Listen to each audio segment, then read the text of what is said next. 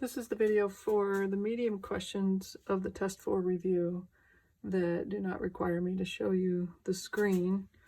So there are only 4 in this category, and I'm going to start with question number 6.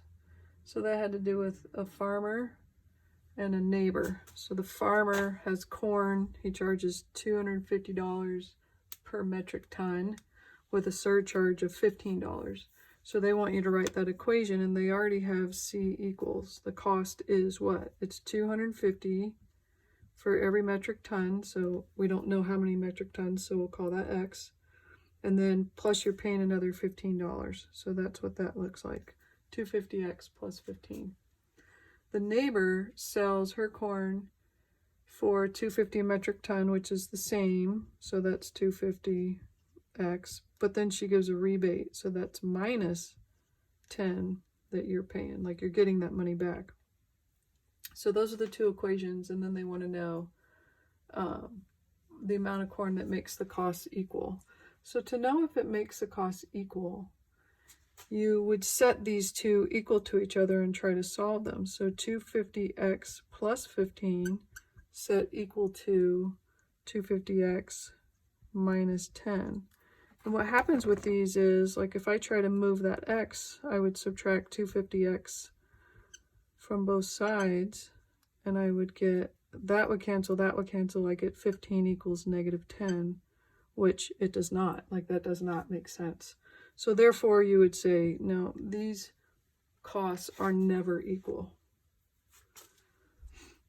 All right, moving along to question number 16. So 16, they give you this chart, and they give you this equation. And so I think that the easiest thing to do with this is type that equation into your calculator.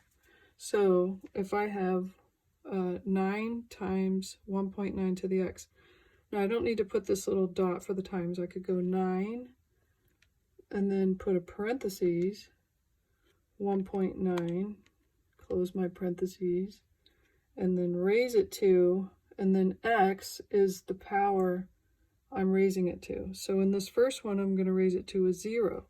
So if I put a 0 up there and hit equals, notice I just get 9, because anything to the 0 power is 1. 9 times 1 is 9. So this ends up being 9.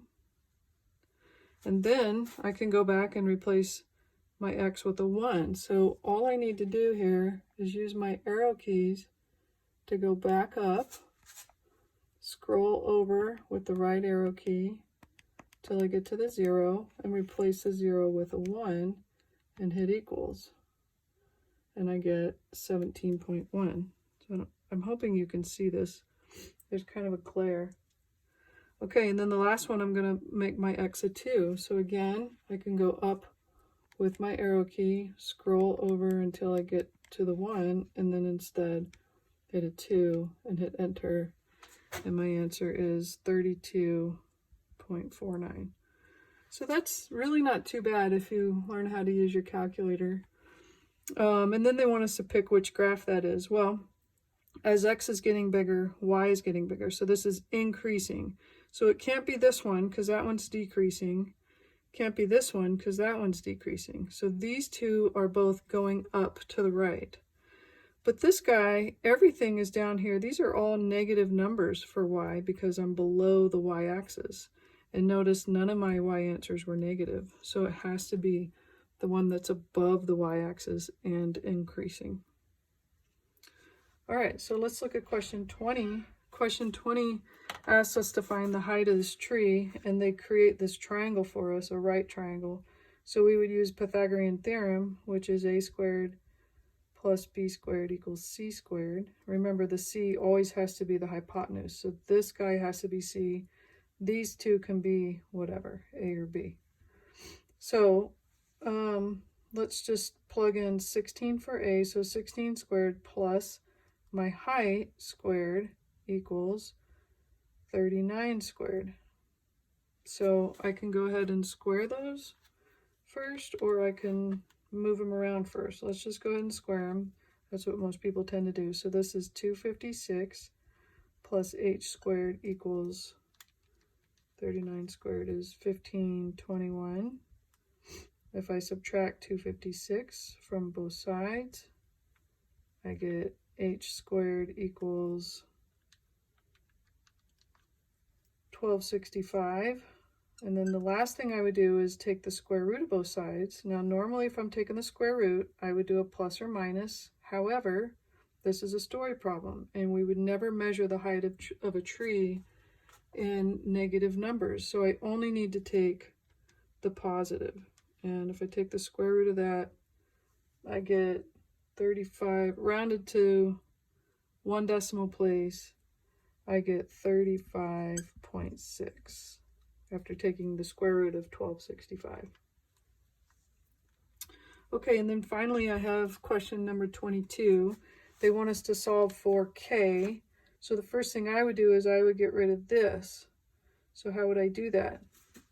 It's being multiplied by this parentheses, so I would divide both sides by 6/5.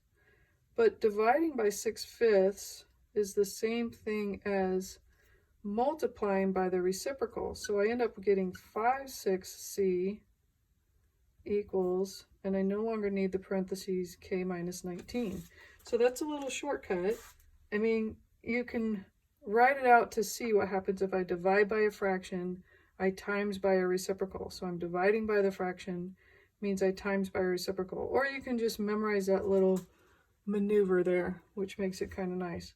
So if I'm solving for k, then the last thing I need to do is simply add the 19. So if I add 19 to both sides, I end up getting, for my answer, k equals 5/6c plus 19. And that's it. Okay, I'll see you on the hard questions.